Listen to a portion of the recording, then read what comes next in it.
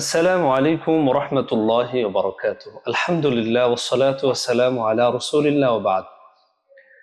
প্রিয় দর্শক শ্রোতা ভাই বোন, সকলকে জানাচ্ছি রমজানুল মুবারকের শুভেচ্ছা ও অভিনন্দন।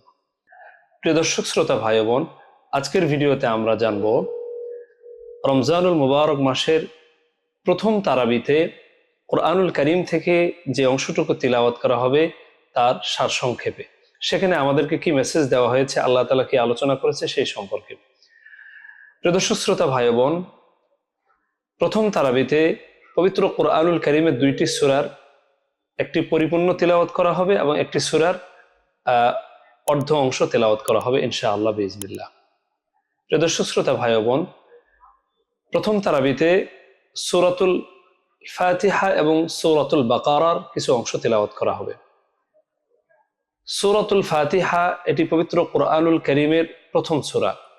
এই সূরা অনেক ফজিলতপূর্ণ একটি সূরা এবং মহিমান্বিত একটি সূরা। এই সূরার ব্যাপারে হাদিস শরীফের মধ্যে এসেছে এই সূরাকে উম্মুল কোরআন বলা হয় এবং এই সূরার অনেকগুলি নাম রয়েছে। একটি নাম তো আমাদের মাঝে প্রসিদ্ধ, যেটি আমরা বলে থাকি সূরাতুল ফাতিহা। আল ফাতহ থেকে এসেছে, অর্থাৎ খোলা। এই সূরার মাধ্যমে কোরআনকে আমরা খুলে শুরু করি।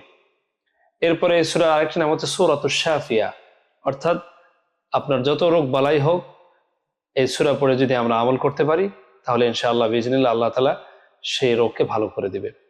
তো এই সূরাতে আল্লাহ পাক রব্বুল আলামিন শুরুতেই আল্লাহর প্রশংসা নিয়ে আলোচনা করেছেন। শুরুতে আল্লাহর হামদ বর্ণনা করা হয়েছে এবং মাঝখানে বান্দা তার ইবাদত এবং নিজের দাসত্ব এবং আল্লাহর কাছে একমাত্র সাহায্য চাওয়া বিষয়টা আল্লাহ তাআলা এখানে উল্লেখ করেছেন। অর্থাৎ বান্দার ইবাদত একমাত্র আল্লাহর জন্যই হবে এবং তিনি একমাত্র আল্লাহর কাছে সাহায্য চাবেন।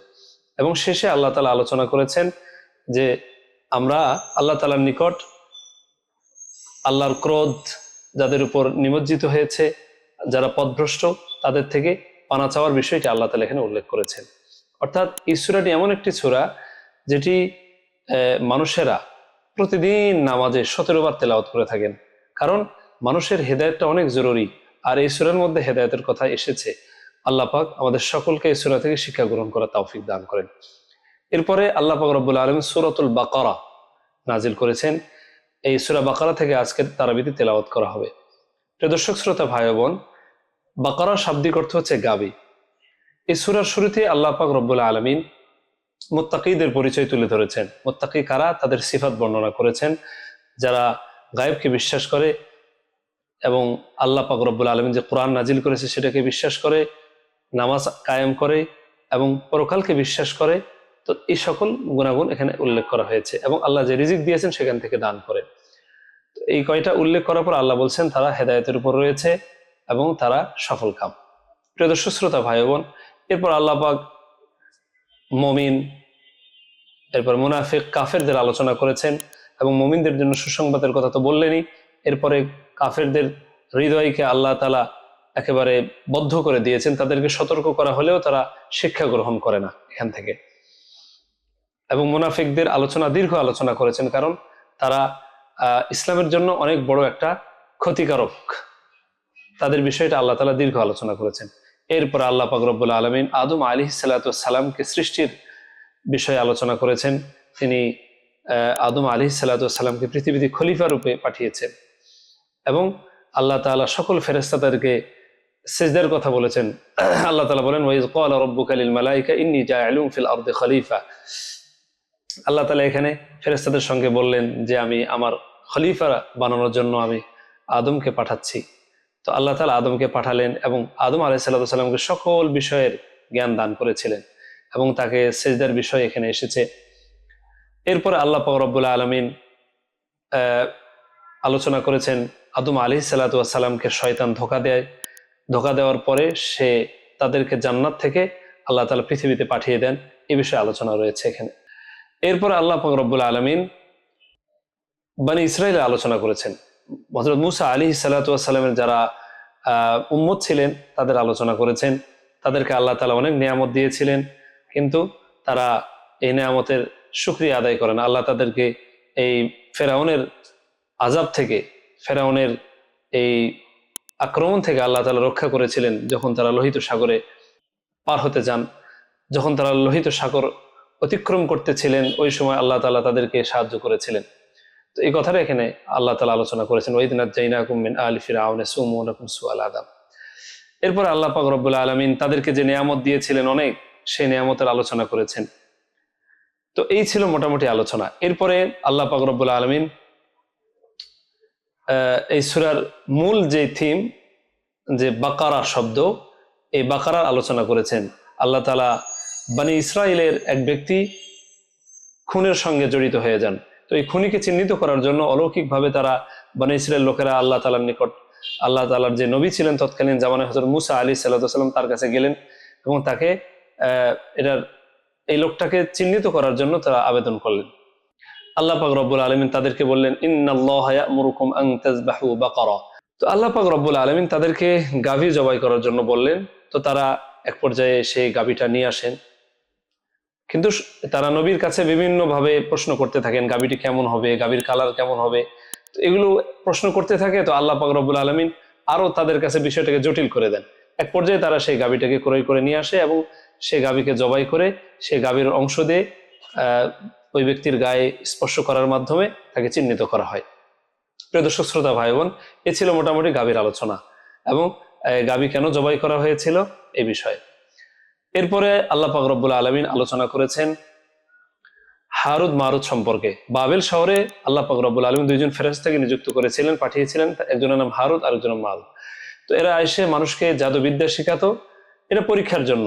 কিন্তু ওই সকল লোকেরা এই জাদুবিদ্যা শিখে মানুষের মধ্যে, স্বামী স্ত্রীর মধ্যে বিভেদ সৃষ্টি করত, স্বামী স্ত্রীর মধ্যে ফরক করে দিত এরা এই জাদুর মাধ্যমে। তো আল্লাহ তাআলা এই জাদু যারা শিখে এবং যারা এই জাদুকে প্রয়োগ করে তারা ইসলামের গণ্ডির মধ্যে নেই, এ কথা এখানে আলোচনা করা হয়েছে। এরপর আল্লাহ পাক রব্বুল আলামিন হযরত ইব্রাহিম আলাইহিস সালাতু ওয়াস সালামের আলোচনা করেছেন। আল্লাহ পাক রব্বুল আলামিন পবিত্র কোরআনুল কারীমের মধ্যে বলেন, ওয়া ইয ইয়ারফাউ ইব্রাহিমুল কওয়াইদা মিনাল বাইতি ওয়া ইসমাঈল আলাইহিস সালাতু ওয়াস সালাম এবং ইব্রাহিম আলাইহিস সালাতু ওয়াস সালাম কাবা ঘর নির্মাণ করেন। এই বিষয়টা এখানে আলোচনা করা হয়েছে। অর্থাৎ কাবা ঘর নির্মাণের ইতিহাসটা এখানে তুলে ধরা হচ্ছে, কিভাবে তারা নির্মাণ করেছিলেন। এরপর আল্লাহ পাক রব্বুল আলামিন আমাদের নবী হুজুর পাক সাল্লাল্লাহু আলাইহি সাল্লামের আলোচনা করেছেন। রাসূলুল্লাহ সাল্লাল্লাহু আলাইহি সাল্লাম যখন মদিনায় গেলেন, মদিনায় যাওয়ার পরে তিনি প্রায় 17 মাস বাইতুল মাকদিসের দিকে চেহারা করে মুখ দিয়ে নামাজ পড়তেন। কিন্তু রাসূল সাল্লাল্লাহু আলাইহি সাল্লামের মনে প্রাণে ছিল কাবা ঘর। তিনি কাবাকে অনেক মহব্বত করতেন, ভালোবাসতেন। তাই তিনি বারবার আসমানের দিকে তাকাতেন এবং মনে মনে ভাবতেন যে আবার যদি আমি কাবার দিকে আমার চেহারা দিয়ে নামাজটা পড়তে পারতাম। তো আল্লাহ পাক রব্বুল আলামিন প্রায় 17 মাস পর আবার এটাকে চেঞ্জ করেন, অর্থাৎ বাইতুল মাকদিস থেকে কাবা থেকে নামাজ পড়ার অনুমতি দেওয়া হয়।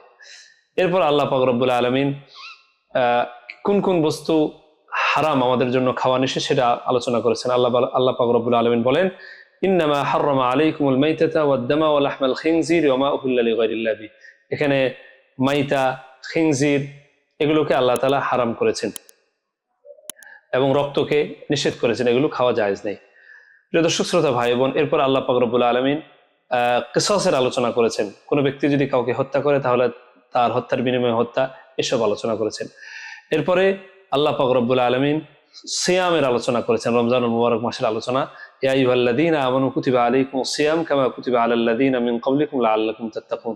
আল্লাহ বলেন, তোমাদের উপর রোজাকে ফরজ করা হয়েছে যেভাবে তোমাদের পূর্ববর্তী লোকদের উপর রোজাকে ফরজ করা হয়েছিল, যেন তোমরা তাকওয়া অর্জন করতে পারো, খোদাভীতি অর্জন করতে পারো।